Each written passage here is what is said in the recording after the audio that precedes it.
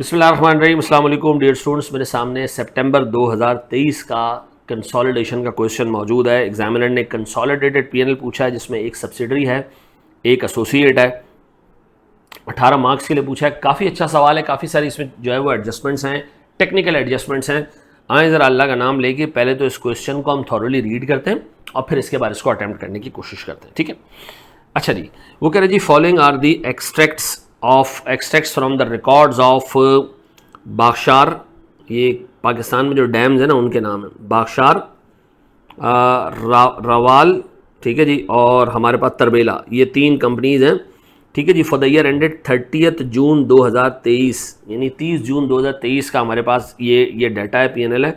अच्छा, हमारा year start कब से हुआ होगा? पहली जुलाई 22 से लेके सर हमारे पास 30 जून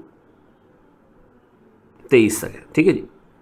ये याद रखिएगा, जब भी पीएनएल का क्वेश्चन है ना, पहले ये साइड में लिख लिया करो कि हमारा साल शुरू कब से हो रहा है और ख़त्म कहाँ हो रहा है, ताकि आपको ये पता चल जाए कि सब्सिडरी और एसोसिएट्स हमने साल शुरू होने से पहले ख़रीदे हैं या बाद में ख़रीदे हैं। इससे पूरे सवाल का नक्शा चेंज हो जाएगा, ठीक है जी। तीनों पीएनएल आ रहे हैं मेरे सामने। फिर आ रहे जी additional information, details of BL हमारी पेरेंट कंपनी है, ठीक है। उसकी इन्वेस्टमेंट कहाँ कहाँ हुई है? 1 अक्टूबर 2022 को सब्सिडरी में हुई है। हमने सर 75% शेयर्स लिए आउट ऑफ 6000 शेयर्स, और जब हमने सब्सिडरी को ख़रीदा तो सब्सिडरी के पास रिटेन अर्निंग नेगेटिव में थी, रीवैल्यूएशन सरप्लस का बैलेंस आ रहा था 450। इसका मतलब भैया हमने इस सब्सिडरी को ख़रीदा 1 अक्टूबर को, तो 1 अक्टूबर का मतलब है 1 जुलाई के बाद ख़रीदा, यहाँ ख़रीदा। तो इसका मतलब है 1 अक्टूबर को अगर आपने ख़रीदा है मेरे प्यारे बच्चों, तो इसका मतलब है ये सब्सिडरी मेरी 9 मंथ्स तक सब्सिडरी रही है। तो इसका मतलब ये पूरा पीएनएल कंसोलिडेट नहीं होगा, सिर्फ 9 मंथ्स कंसोलिडेट होंगे, ऐसा। अच्छा, एसोसिएट जो है वो हमने 1 जुलाई से ख़रीद के रखी हुई है, तो ये हमारे पास फुल ईयर आएगा और ये हमारे पास 9 मंथ्स कंसोलिडेट होगी, ठीक है।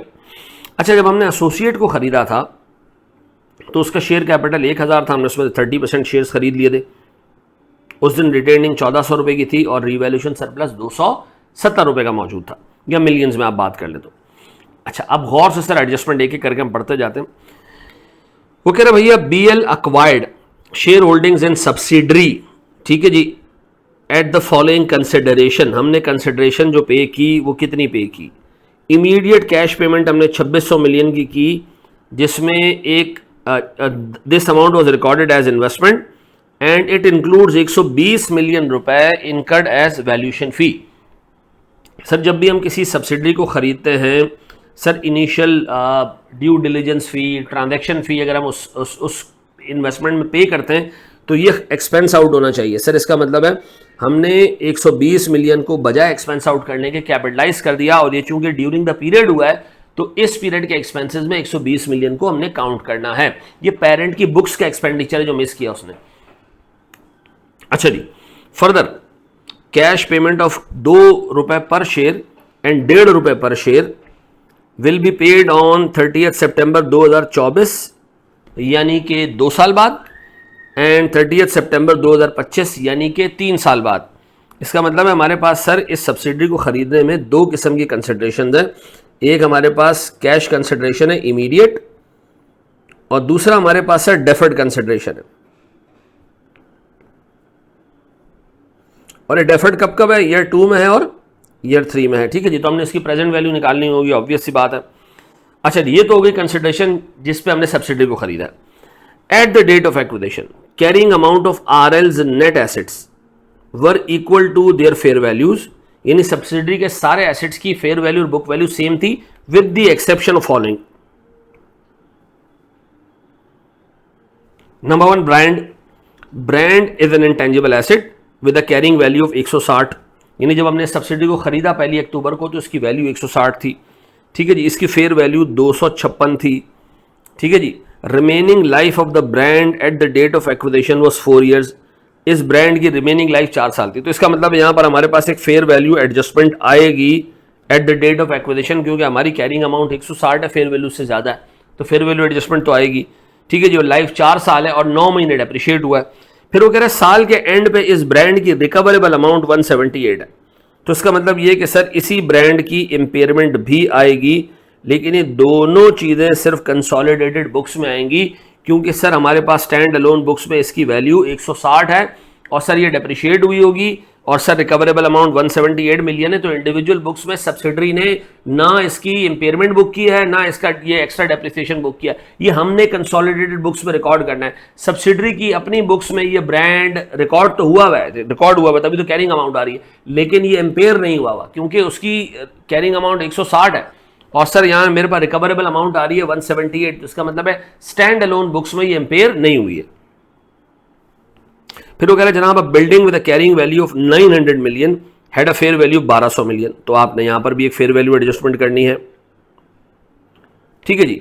लेकिन अच्छा बिल्डिंग 5% पे डेप्रिशिएट होगी, लेकिन सर सब्सिडरी ने अगले दिन ही एक्विजिशन के नेक्स्ट डे ही इसको खुद भी रीवैल्यू कर लिया, इसको खुद भी रीवैल्यू कर लिया।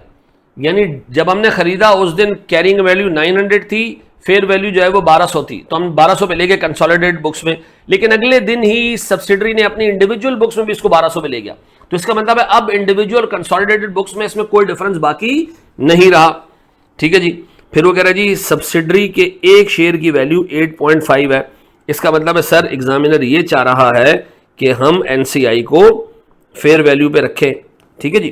फिर सब्सिक्वेंट टू द एक्विजिशन, यानी एक्विजिशन के बाद क्लियरली उसने लिखा है बीएल ने आरएल को गुड्स बेची हैं 500 मिलियन की, ठीक है जी। सेल प्राइस उसकी 500 थी, 160 मिलियन का प्रॉफिट कमाया। 80% गुड्स इसमें से ऐसी होंगी जो बिक गई, तो हमारे पास सर 20% अनरियलाइज प्रॉफिट की एलिमिनेशन करनी है। अच्छा सब्सिडरी ने गुड्स बेची है पेरेंट को, ठीक है, सॉरी पेरेंट ने गुड्स बेची है सब्सिडरी को, बीएल ने आरएल को बेची है। अच्छा फिर आरएल ने आगे इसको बेच के 150 मिलियन का प्रॉफिट कमाया और 250 का कमाया और 650 का कमाया। नन ऑफ आवर बिजनेस, ठीक है जी, ये हमारे लिए रेलेवेंट नहीं है। हमने ये देखना है कि आपस में एक दूसरे से कितना प्रॉफिट कमाया, वो कंसोलिडेशन की एडजस्टमेंट होगी, ठीक है जी। अच्छा जी फिर वो कह रहा है जी बीएल ने, यानी ये सारी बातें हो गई किससे रिलेटेड, सब्सिडरी से रिलेटेड। तो पहली 5 एडजस्टमेंट्स सीधा सीधा कंसोलिडेशन में सब्सिडरी से रिलेटेड। अब वो कह रहे हैं जी बीएल ने टीएल को अक्वायर किया। टीएल हमारी सर एसोसिएट है, हमने एसोसिएट को अक्वायर किया है और जब हमने अक्वायर किया ना तो हमने सर 690 मिलियन रुपए की कैरिंग अमाउंट वाली जमीन उठा के 932 मिलियन रुपए में ट्रांसफर कर दी टीएल को। यानी हमने ये इन्वेस्टमेंट खरीदी है टीएल के शेयर होल्डर्स को जमीन देके और हमारे पास 30% शेयर्स आ गए। अच्छा फिर तो सीधी सी बात है सर इन्वेस्टमेंट को हमें फेयर वैल्यू पे रिकॉर्ड करना चाहिए था 932 पे, हमने इस इन्वेस्टमेंट को रिकॉर्ड किया कैरिंग अमाउंट के ऊपर। यानी हमने सर लैंड क्रेडिट किया और इन्वेस्टमेंट डेबिट कर दी है, जबकि टेक्निकली लैंड का डिस्पोजल है और लैंड के डिस्पोजल पे क्या होनी चाहिए थी, गेन बुक होनी चाहिए थी, हमने बुक नहीं किया, ठीक है जी। याद रखना ये गेन आपने एसोसिएट से नहीं कमाया बल्कि एसोसिएट के शेयर होल्डर से कमाया, ठीक है। फिर सर 5 रुपए का डिविडेंड हमें एसोसिएट ने पे किया है 1 जून 2023 को, ठीक है जी, और हमने उसको अदर इनकम में डाल दिया। तो सर इसका मतलब है ये पहली वाली एडजस्टमेंट तो हो गई इन्वेस्टमेंट इन एसोसिएट से रिलेटेड, और ये वाली एडजस्टमेंट हो गई हमारे पास डिविडेंड फ्रॉम एसोसिएट। याद रखना हम एसोसिएट का डिविडेंड कैंसल आउट करके उसकी जगह शेयर ऑफ प्रॉफिट लेते हैं। हमारे नजदीक एसोसिएट का शेयर ऑफ प्रॉफिट रेलेवेंट है, डिविडेंड रेलेवेंट नहीं है, ठीक है जी। फिर उसने कहा जी हम एनसीआई को फेयर वैल्यू पे रखते हैं और income and expenses of all companies accrued evenly unless जो है वो हमने बताया हो। 17% का रेट आप यूज कर सकते हैं डिस्काउंटिंग के लिए जहां आपको जरूरत पड़े, और ये हमें जरूरत पड़ेगी कहां जरूरत पड़ेगी सर, इस डेफर्ड कंसिडरेशन के लिए। तो अगर मैं देखूं तो सर मेरे पास सब्सिडरी का इन्वेस्टमेंट मौजूद है, डेफर्ड कंसिडरेशन पे हम इंटरेस्ट बुक करना भूल गए, गुडविल हम निकाल के चेक कर लेंगे, ठीक है जी। अच्छा फिर हमने अपनी इन्वेस्टमेंट को ना सिर्फ रिकॉर्ड किया हुआ सीधा सीधा कॉस्ट के ऊपर, ठीक है। अच्छा इंडिविजुअल बुक्स में।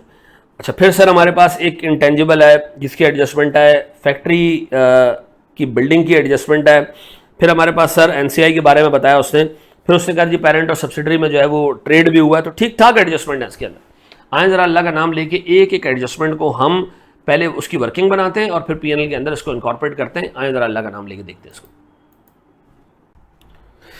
चलो मेरे बच्चों इस सवाल को सॉल्व करना शुरू करते हैं अल्लाह का नाम लेके। इसमें हमारे पास एक पेरेंट है, ठीक है, सब्सिडरी हमारे पास 9 महीने रही है और हमारे पास सर एसोसिएट पूरे साल रहा है, ठीक है जी। एसोसिएट को हम कंसोलिडेट नहीं करते हैं, एसोसिएट को हम सर कंसोलिडेट नहीं करते हैं, उसकी हम इक्विटी अकाउंटिंग करते हैं। अच्छा, पहले जिसको कंसोलिडेट करते हो ना उसका ज़रा हिसाब किताब देख लो। मैं सर यहाँ पर बनाने जा रहा हूँ consolidated statement of comprehensive income. ठीक है जी। अच्छा, आपने एग्जाम में इसी फॉर्मेट को फॉलो करना है। अब मैं यहां रखूंगा जनाब, मेरे पास पेरेंट है, मेरे पास सर सब्सिडरी है,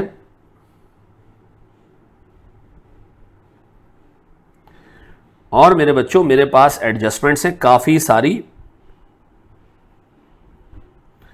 और फिर मेरे पास सर कंसोलिडेटेड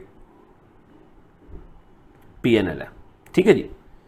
तो सबसे पहले काम करते हैं, जरा हम सवाल की एडजस्टमेंट्स पढ़ने से पहले हम ये कर लेते हैं कि पेरेंट और सब्सिडरी का जो पीएनएल है ना वो यहां उतार देते हैं, फिर लाइन बाय लाइन उसमें एडजस्टमेंट्स करते रहेंगे। मुझे बताएं, मेरे पास पेरेंट का पीएनएल पूरे साल का है, सेल्स है 3900,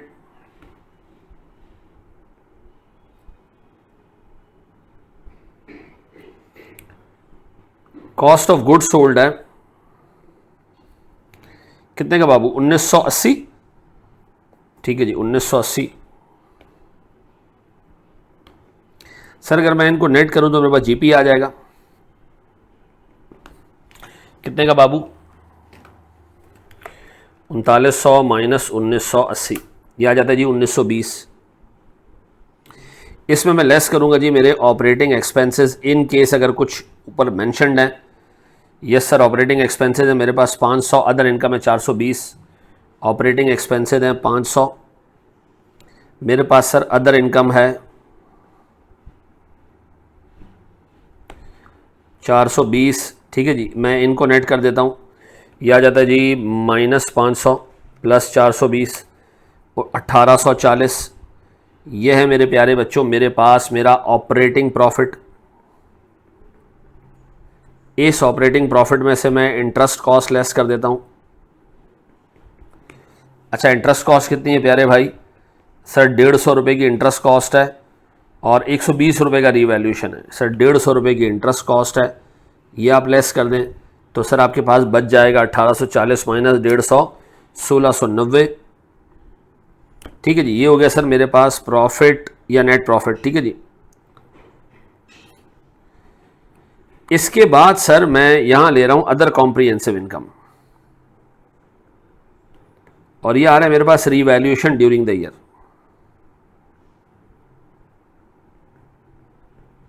कितने की बाबू रीवैल्यूएशन कितने की है, सर 120 रुपए की। ठीक है। अच्छा जी, अब सब्सिडरी जो है वो मुझे लेनी है प्रोरेटा बेसिस पे। सब्सिडरी मैंने लेनी है भैया 9/12। 9/12 का मतलब ये है कि सर मेरे पास 2480 डिवाइडेड बाय 12 मल्टीप्लाई बाय 9, 1860। यहां मैंने लेना है जी 1860। Cost of goods sold sir मेरे पास 1660 डिवाइडेड बाय 12 मल्टीप्लाई बाय 9, 1245। इन दोनों को नेट करूं सर तो मेरे पास 1860, तो ये आता है जी 615 रुपए का 9 मंथ्स का प्रो रेटा जीपी। फिर सर मेरे पास ऑपरेटिंग एक्सपेंसेस सर 620 रुपए के हैं, ये आता है जी 465 9 मंथ्स के हिसाब से। अदर इनकम मेरे पास है मेरे प्यारे बच्चों 100 रुपए की, ये 75 हो जाएगी।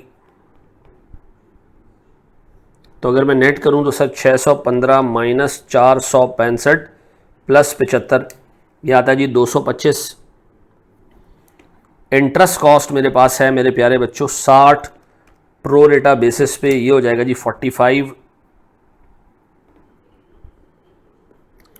और अगर मैं नेट करता हूं तो सर 225 माइनस 45, ये आता है जी 180। डन हो गया। मैंने प्रो रेटा बेसिस पे ये सारी चीजें ले ली। रीवैल्यूएशन भी मैं लिख देता हूं, बाद में मैं सर इसको बताऊंगा कि करना क्या है इसका। रीवैल्यूएशन एक इवेंट है, एक वक्त में हुआ है, ठीक है, और हमारे खरीदने के बाद हुआ है, तो ये 300 मिलियन रुपए मैं डायरेक्ट पूरे ले लेता हूं। इसको प्रो रेटा इसलिए नहीं कर रहा है कि ये आया ही एक्विजिशन डेट पर है। ठीक है जी, इसको बाद में एलिमिनेट करेंगे, हटाएंगे, रीजन में बताऊंगा क्यों हटाएंगे। ठीक है जी, ये आ गया सर मेरे पास दोनों का पीएनएल, मैंने जो प्रो रेटा बेसिस पे बनाना था बना लिया। अब एक काम करते हैं, सबसे पहले हम उठाते हैं, हम एक एक करके एडजस्टमेंट पिक करते हैं, उस एडजस्टमेंट में जितनी चीजें आ रही हैं वो हम पीएनएल में पोस्ट करते जाते हैं। पहली एडजस्टमेंट हम पिक कर रहे हैं सर, हमारे पास वो कंसिडरेशन की एडजस्टमेंट 2600 रुपए की हमने कैश पेमेंट की है, जिसमें 120 रुपए का अमाउंट ऐसा था जो मुझे एक्सपेंस आउट कर देना चाहिए था, लेकिन मैंने उसको कैपिटलाइज किया, उसको एक्सपेंस आउट नहीं किया, मैंने इन्वेस्टमेंट में डाल दिया गलत, मुझे उसको एक्सपेंस आउट कर देना चाहिए। अब मुझे बताओ मैं इसको एक्सपेंस आउट अगर करने जाऊं, कितनी अमाउंट है सर ये? 120 मिलियन रुपए की। मुझे बताओ 120 मिलियन को मैं एक्सपेंस आउट कर रहा हूं, यहां डाल दूं ऑपरेटिंग एक्सपेंसेस में 120 मिलियन। 120 मिलियन का एक्सपेंस है जो आपने बढ़ाना है।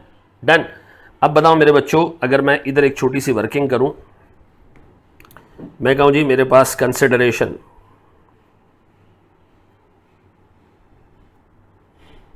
कंसिडरेशन में मैंने सबसे पहले दी है कैश कंसिडरेशन, यह है जी 2600 माइनस 120, यह आती है जी मेरे पास 2480 रुपए। डन। अब मैं यहां ले रहा हूं जी डेफर्ड कंसिडरेशन, डेफर्ड कंसिडरेशन जो बाद में हमने देनी है कैश में। अच्छा, हमने डेफर्ड कंसिडरेशन देनी कितनी है सर? 2 रुपए पर शेयर। हमने 600 शेयर्स में से 75% शेयर्स खरीदे हैं, एक शेयर 10 रुपए का, तो इसलिए मैं 600 कह रहा हूं, तो इसका मतलब है 450 शेयर हमने खरीदे, हर शेयर पे 2 रुपए 2 साल बाद, और हर शेयर पे 1.5 रुपया 3 साल बाद। सर 2-3 क्यों? क्योंकि आपने 22 में खरीदा है, सॉरी 22 में खरीदा है, 23 में 1 साल होगा, 24 में दूसरा साल पूरा हो जाएगा, 25 में तीसरा साल पूरा हो जाएगा।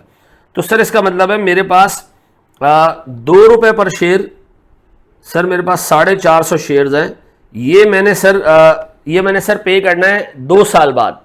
तो सर मैं इसकी प्रेजेंट वैल्यू निकालने के लिए डिस्काउंट रेट अगर देखूं तो सवाल में 17% का डिस्काउंट रेट गिवन है, ये रहा सर, नजर आ रहा है? तो मैं क्या करूं sir, divided by 1.17 raise to the power 2, sir 2 multiply by 450 divided by 1.17 raise to the power 2, यह आता है मेरे बच्चों 657, ऐसा?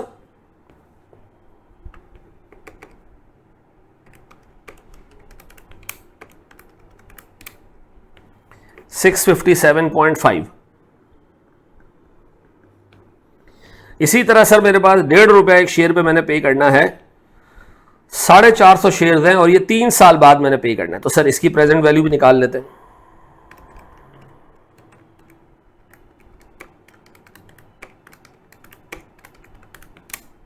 ये आता जी 421.5, ऐसा। ये कितना होता है मेरे प्यारे बच्चों? 657.5 प्लस 421.5, यह आता है मेरे बच्चों 1079, ऐसा। अच्छा 1079 मेरे पास सर डेफर्ड कंसिडरेशन है, ये मैंने पे किया है 1 अक्टूबर को, यानी साल में 3 महीने गुजरने के बाद 9 महीने का जो पीरियड रह गया था मैंने सर उसके स्टार्ट पे किया, यानी सर मैंने 3 महीने गुजरने के बाद ये अमाउंट पे किया। अच्छा अब बताएं मेरी टोटल कंसिडरेशन कितनी हो गई मेरे प्यारे बच्चों? सर 2480 मिला लूं तो ये बन जाता है सर 3559, ये है मेरे पास सर टोटल कंसिडरेशन। अब ये चेक करते हैं, ये जब रिकॉर्ड किया था पेरेंट ने तो उसमें गलती ये की थी कि 120 रुपए कैपिटलाइज कर दिए थे, वो हमने एक्सपेंस आउट कर दिए। इसका क्या किया एग्जामिनर जो बता रहे हैं, देखें पेरेंट कंपनी ने इसका क्या किया है, वो कह रहे जनाब ये जो हमारे पास डेफर्ड कंसिडरेशन है this has not been recorded in the books. सीधी सी बात है, जब ये डेफर्ड कंसिडरेशन ही रिकॉर्ड नहीं हुई तो सीधी सी बात है सर इस पर इंटरेस्ट भी रिकॉर्ड नहीं हुआ होगा, जबकि इस पर सर इंटरेस्ट रिकॉर्ड होना चाहिए कितना sir 1079 multiply by 17% multiply by 9/12। 9/12 क्यों? क्योंकि सर हमने सब्सिडी को खरीदे हुए 9 महीने ही हुए, ऐसा। 1079 multiply by 0.17 multiply by 9 divided by 12, मेरे बच्चों ये बनता है तकरीबन 137.6, ऐसा। ये बन गया सर मेरे पास सूद का अमाउंट 137.6, ये मेरे पास बनना है मेरे प्यारे बच्चों सूद का अमाउंट। इसको मैं क्या करूं सर, इंटरेस्ट एक्सपेंस के अंदर इनकॉर्पोरेट कर दूं, 137.6 रुपीज़ का सूद आ गया। अब देखें, अब तक मैंने कंसिडरेशन की अमाउंट को करेक्ट रिकॉर्ड करने पे 2 एडजस्टमेंट्स निकाल दिए जो पीएनएल में डाल दिए। ठीक है सर, ये इसलिए डाली कि पेरेंट ने इसको कैपिटलाइज किया हुआ था, और ये एडजस्टमेंट मैंने इसलिए डाली कि पेरेंट कंपनी ने इसको रिकॉर्ड ही नहीं किया हुआ था। हमने कर लिया रिकॉर्ड सर, ये 2 चीजें आ गई सर, एडजस्टमेंट्स आ गई। अब आगे बढ़े जनाब, अब बताएं जी, हमने इसमें ऐड करना है क्या चीज सर, एनसीआई की फेयर वैल्यू। अच्छा, एनसीआई के पास शेयर्स कितने हैं सर? 150, क्योंकि 450 शेयर अगर मेरे पास है 600 में से, तो 150 एनसीआई के पास होंगे। और कह रहे जी एनसीआई को आपने वैल्यू करना फेयर वैल्यू पे, और मेरे पास सब्सिडरी के एक शेयर की वैल्यू 8.5 रुपए, जिसको मैंने अभी मैंने जो है ग्रीन से हाईलाइट किया, 8.5 पर शेयर। तो मैं ले लूँ जनाब 150 मल्टीप्लाई बाय 8.5 पर शेयर, ठीक है, 150 इंटू 8, ये हो जाता है 1200। तो मेरे प्यारे बच्चों, अगर मैं आपसे पूछूं मेरे पास total fair value of business कितना जनाब, जो मैंने कंसिडरेशन टोटल पे की है, कितनी पे की है? 3559 माइनस प्लस 1200, यह आता है मेरे बच्चों 4759, ऐसा है?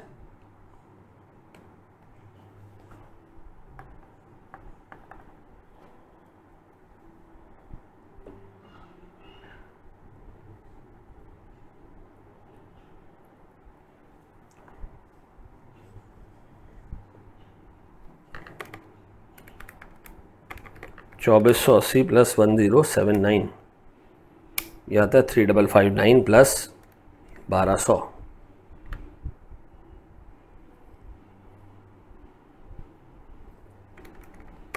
डेढ़ सौ मल्टीप्लाई बाय 8.5, यह आता है 1275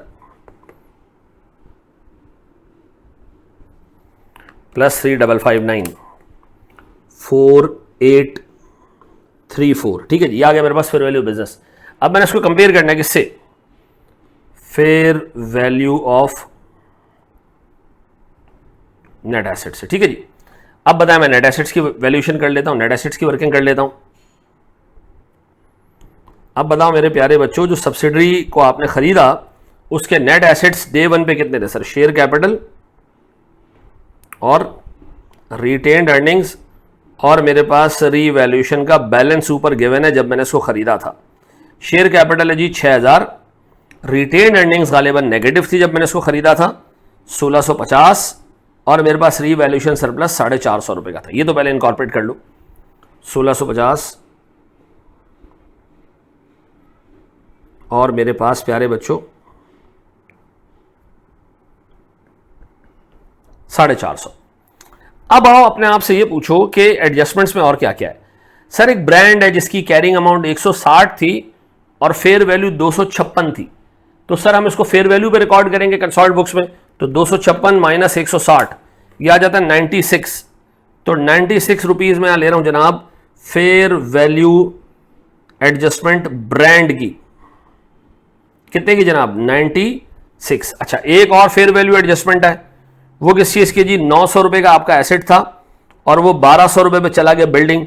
अच्छा, सब्सिडरी ने इसको अगले दिन ही जो है वो इनकॉर्पोरेट कर लिया अपने बुक्स में, लेकिन एक्विजिशन डेट पे इनकॉर्पोरेटेड नहीं था। एक्विजिशन डेट पे सब्सिडरी के बुक्स में ये 900 आ रहा था, हम इसको लेके जाना चाह रहे हैं 1200 पे, तो 300 रुपए का एक और गेन आ गया।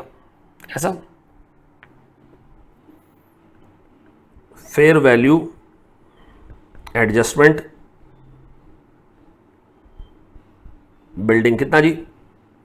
300। मेरे प्यारे बच्चों मुझे बताओ मेरे पास fair value of net assets कितने हैं? 6000 माइनस 1650 प्लस 450 प्लस 96 प्लस 300, यह आता है मेरे बच्चों 5196। अच्छा, इतने सारे नेट एसेट्स आपको मिले सिर्फ 4834 में, तो इसका मतलब है भैया आपको तो गेन हो गया। कितने का गेन हो गया? बारगेन परचेज इनकम,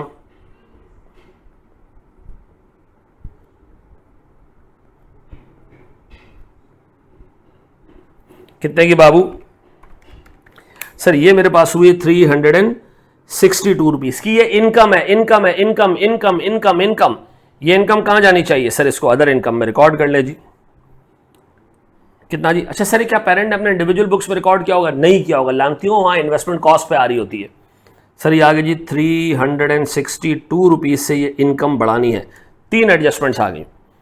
अच्छा, अब अपने आप से पूछें कि क्या ये ब्रांड जो अमाउंट 96 रुपीज से बड़ी है, ये कैसे बढ़ी है सर? इंडिविजुअल बुक्स में 160 था, ठीक है जी, और मेरे पास सर कंसोलिडेटेड बुक्स में ये 256 पे आ गया था। ऐसा ये सब्सिडरी की बुक्स थी और ये हमारे पास सर कंसोलिडेटेड बुक्स में कितने पे आ गया था? 256 पे। तो मुझे बताओ सर, इसकी जब डेप्रिसिएशन बुक हुई होगी, ब्रांड की लाइफ है 4 साल, तो मुझे बताओ सर 4 साल लेकिन डेप्रिसिएशन 9 महीने का बुक होना है। 160 डिवाइडेड बाय 4 मल्टीप्लाई बाय 9/12। यहां डेप्रिसिएशन आता है जी 30 रुपए का। मुझे बताया वहां डेप्रिसिएशन कितना आएगा? 256 डिवाइडेड बाय 4 मल्टीप्लाई बाय 9/12। यह आता है मेरे प्यारे बच्चों 48 रुपीज का। इसका मतलब है कंसोलिडेटेड बुक्स में 18 रुपए का डेप्रिसिएशन शॉर्ट बुक हुआ है, तो आपने ये डेप्रिसिएशन बुक करना है, फेयर वैल्यू का डेप्रिसिएशन है। अब बताएं सर मेरे पास इंडिविजुअल बुक्स में कितना रह गया होगा? ये 150 रुपए, नहीं सॉरी 130 रुपए रह गया। अल्हम्दुलिल्लाह। कंसोल्ड बुक्स के हिसाब से इसका अमाउंट कितना बन रहा है सर? 256 माइनस 48, ये बन रहा है जी 208। ये मेरे पास फेयर वैल्यू डेप्रिसिएशन। अच्छा, अब इसकी रिकवरेबल अमाउंट 178 है, तो स्टैंड अलोन बुक्स में तो इंपेयर्ड नहीं है, लेकिन सर मेरे पास इंडिविजुअल सॉरी कंसोलिडेटेड बुक्स में ये इंपेयर्ड भी है। कितने से? 208 माइनस 178, ये आता है जी 30 रुपए की इंपेयरमेंट।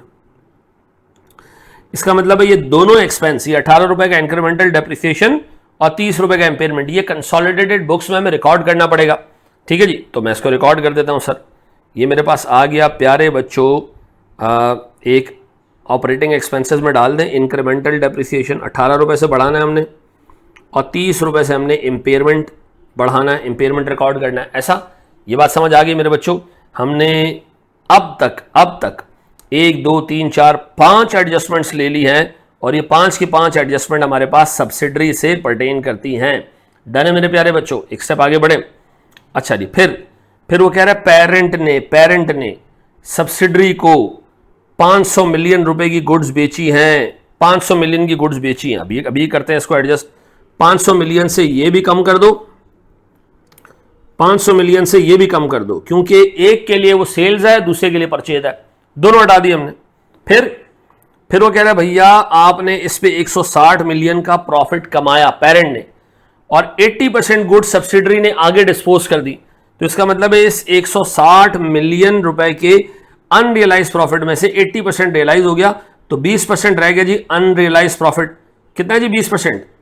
सर 32 रुपए। तो ये 32 रुपए हम एलिमिनेट करेंगे, हम कॉस्ट ऑफ गुड्स सोल्ड को बढ़ा देंगे कितने से? 32 रुपए से। सर मेरी सब्सिडरी से रिलेटेड सारी की सारी एडजस्टमेंट्स मैंने इनकॉर्पोरेट कर दी हैं। सब्सिडरी से रिलेटेड सारी की सारी एडजस्टमेंट्स मैंने इनकॉर्पोरेट कर दी। आप चाहे तो सर इसको नोट कर लें, इसको यहां पॉज करें, ये नोट करें, और इसको यहां पॉज करें, आप ये नोट करें। डन है? एक स्टेप आगे बढ़ते हैं जनाब। चलो मेरे बच्चों, एसोसिएट को हम देखना शुरू करते हैं जनाब। हमारे पास एसोसिएट में 2-3 काम हमने करने। सबसे पहले हम देखते हैं जनाब, हमारे पास एसोसिएट का, चूंकि प्रॉफिट एंड लॉस बना रहे हैं, तो सर हमारे पास एसोसिएट को हमने खरीदा होगा, तो हमने खरीदा कैसे उसको?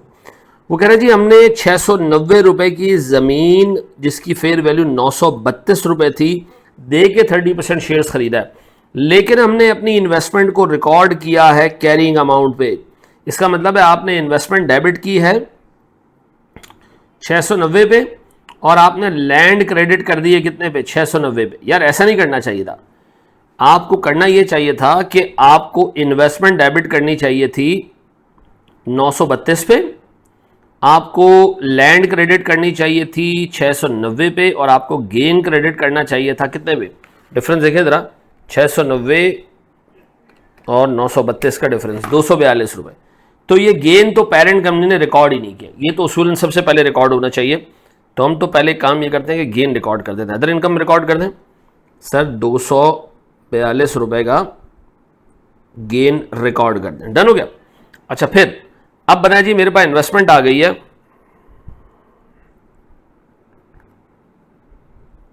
932 रुपए की। अच्छा, अब आपने निकालना शेयर ऑफ प्रॉफिट।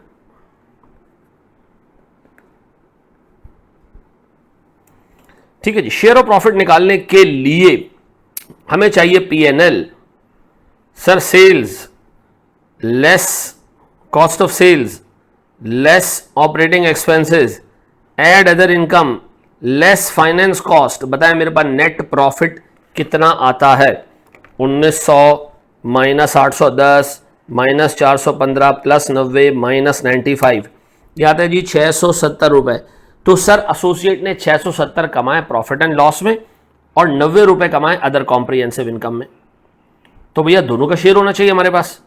तो हमें काम करते हैं, हम लेते हैं जनाब 670 रुपए का शेयर हमारा आ रहा है पीएनएल में 30%, और हमारे पास 90 रुपए का भी 30% आ रहा है जो ओसीआई है।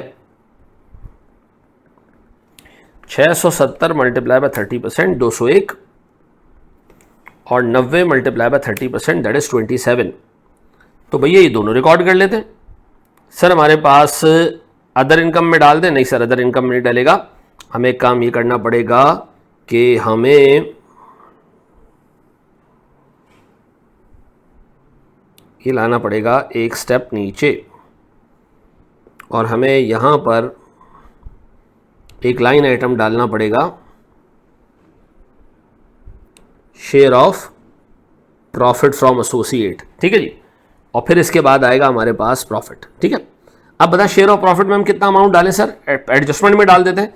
सर हमारे पास कितना अमाउंट आई है? सर भूल गए जी, 201 रुपए की, ऐसे ही ये आगे जी 201 रुपए की इनकम हमने रिकॉर्ड करनी है, ठीक है जी। और हमने 27 रुपए की इनकम रिकॉर्ड करनी है रिवैल्यूएशन। डन हो गया जी। चलो अब वो ये कह रहे हैं कि जी आपने एसोसिएट से 5 रुपए पर शेयर, यानी आपके पास 30% शेयर से 30% कितने होते हैं? 100 मिलियन शेयर्स का 30% is 30 shares, 30 million shares, 30 million shares का 5 रुपए के हिसाब से 150 रुपए का डिविडेंड है। भाई ये इनकम के तौर पे रिकॉर्ड होगा तो डबल काउंटिंग हो जाएगी, क्योंकि आप तो शेयर ऑफ प्रॉफिट ले रहे हो ना। इसी शेयर ऑफ प्रॉफिट में से एसोसिएट ने 150 रुपए का डिविडेंड भी दिया। ये हम रिवर्स करेंगे सर, ये हम रिवर्स करेंगे। कैसे रिवर्स करें सर? अदर इनकम में रिकॉर्डेड है ये, 150 रुपए रिवर्स कर दें। अब बताएं सर हमारे पास हिसाब किताब हो गया अच्छा खासा। अब मैं आपसे एक चीज पूछ रहा हूं, और सुनो भाई। एक बिल्डिंग थी, चलो जी एक छोटा सा डिस्कशन हम और कर लेते हैं। सर एक बिल्डिंग थी,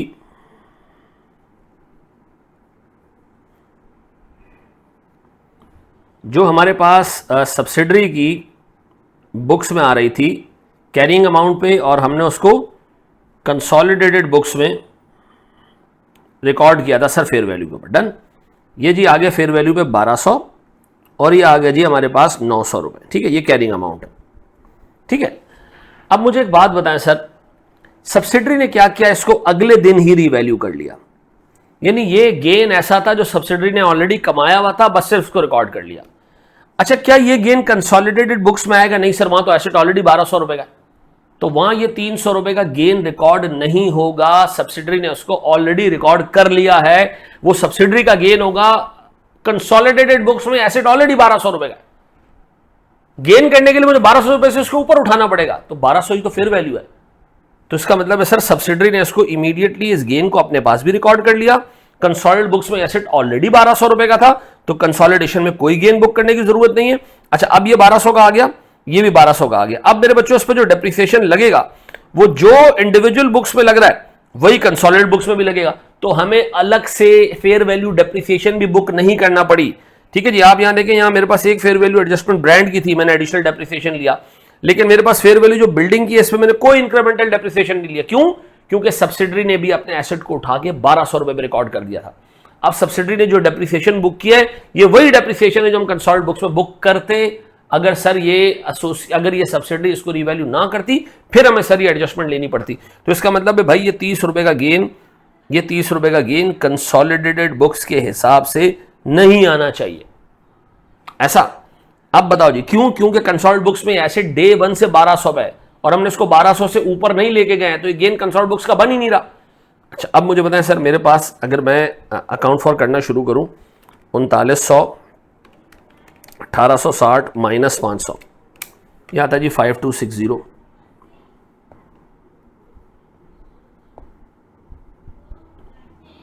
ये आ गई मेरे पास कंसोलिडेटेड सेल्स, फिर 1980 प्लस 1245 प्लस 500 और मेरे पास सर 32 रुपये का माइनस 500 प्लस 32, ये आता है 2757। अब बताएं जी जीपी कितना, 2503। अब बताओ मेरे बच्चे 500, 465, ठीक है जी, 120 से एक्सपेंस और बढ़ाना है, 18 से और बढ़ाना है और 30 से और बढ़ाना है, ठीक है जी, 1133। ये तीर के निशान आपको गाइड कर रहे हैं कि एक्सपेंस बढ़ाना है कम करना है, ठीक है जी। फिर 420 की इनकम, फिर 75 की इनकम, फिर 362 की इनकम, फिर 242 की इनकम, ऐसा। फिर इसमें से 150 की इनकम रिवर्स करनी है, तो ये आता है सर मेरे पास 949 की इनकम। ये मेरे पास कितना हो जाता है 2503 minus 1133 plus 949, 2319।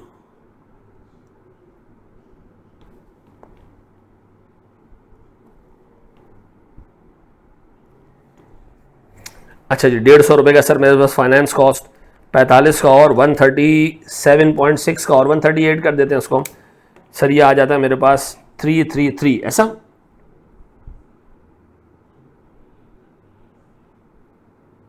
Share of profit मेरे पास आ जाता है सर 201। तो अगर मैं देखूं तो मेरे पास नेट प्रॉफिट आ रहा है सर 2319 माइनस 333 प्लस 201, ये आता है सर 2187, ऐसा। और मेरे पास सर रीवैल्यूएशन 120 प्लस 27 147। मेरे पास टोटल कॉम्प्रिहेंसिव इनकम आ रही है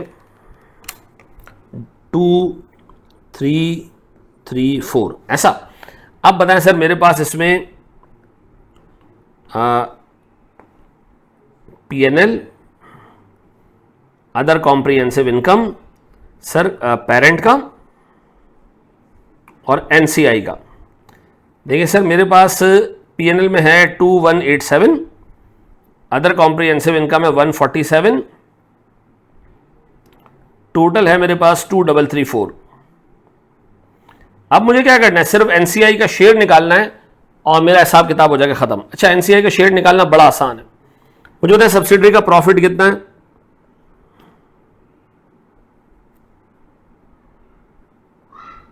सब्सिडरी का प्रॉफिट यहां सर पीएनएल में आ रहा है सामने सामने 180 रुपए का, ये 9 महीने का प्रॉफिट है। इस प्रॉफिट में से फेयर वैल्यू डेप्रिसिएशन है कोई तो वो एडजस्ट कर दें, कोई इंपेयरमेंट है वो एडजस्ट कर दें, कोई सब्सिडरी ने स्टॉक बेचा पेरेंट को और गेन कमाया, अनरियलाइज गेन है, नहीं सर ऐसा कुछ नहीं है। अच्छा, फेयर वैल्यू डेप्रिसिएशन 18 रुपए की है, इंपेयरमेंट 30 रुपए का। ये आपको कहां से पता चला सर, ये सामने लिखा हुआ, ये रहा, डन हो गया। और कुछ भी नहीं है, कुछ भी नहीं है, नथिंग। सर कितना हो जाता है ये 180 माइनस 132 और मेरा सर शेयर एनसीआई का शेयर है इसमें 25%, ये आ जाता है जी 33। तो मैं यहां ले रहा हूं जनाब, मेरे पास 33 रुपीज़ एनसीआई है और 2187 माइनस 33 इज 2154। अच्छा, अदर कॉम्प्रिहेंसिव इनकम में ओसीआई का या एनसीआई का कोई शेयर नहीं है, क्योंकि हमने सब्सिडरी की तो अदर कॉम्प्रिहेंसिव इनकम पूरी काट ही दी ना। हमने कहा भाई ये तो ऐसी इनकम जो कंसल्ट बुक्स के हिसाब से है ही नहीं, तो हटा दो। तो इसका मतलब है सर ये पूरा 147 पेरेंट का है, तो ये हो जाता है सर 2301 और 33। डन है मेरे बच्चों, ये आ गया सर ब्रेकअप इसका। आई होप आपको ये सवाल समझ आ गया होगा। खास तौर पे सवाल में एडजस्टमेंट्स देख लेना कि बिल्डिंग की फेयर वैल्यू एडजस्टमेंट आ गई, लेकिन सब्सिडी ने अगले दिन ही सर पासा पलट के अपनी बुक्स में भी उसको 1200 पे ले आया, तो कोई इंक्रीमेंटल डेप्रिसिएशन नहीं आया, क्योंकि सब्सिडी ने भी उतना ही डेप्रिसिएशन बुक किया जितना ग्रुप के हिसाब से बनता है। और सर ये 300 रुपए का गेन कंसोलिडेटेड बुक्स के हिसाब से गेन है ही नहीं। क्यों? कंसोलिडेटेड बुक्स में एसेट 1200 रुपए का है, 1200 से ऊपर जाएगा तो गेन बनेगा, अभी तक तो नहीं गया सर। ठीक है जी, थैंक यू वेरी मच, जज़ाकल्लाहु खैरन, अस्सलाम वालेकुम।